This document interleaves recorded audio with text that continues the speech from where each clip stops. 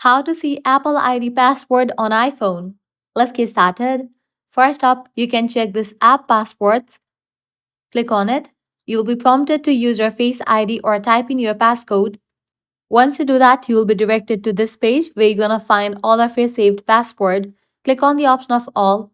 At the very top, you're gonna see the search box. Over there, you can type in Apple and search for it. In case you have saved the password, it's gonna appear over here. Clicking on that, you're gonna get the password for it. If you don't find your password over here, what you have to do is you can navigate to any of the browser that you have used to sign into your Apple ID.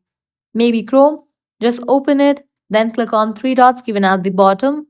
Here, you're gonna find this option of password manager. Click on it. Your Face ID will be enabled or you'll be prompted to enter the passcode. Once you do that, you're gonna find the list of the website that you have saved the password of. If you have used this browser to log into Apple ID and save the password, it's gonna pop up over here.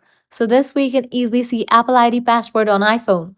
If this guide was helpful, don't forget to like, share and subscribe to our channel.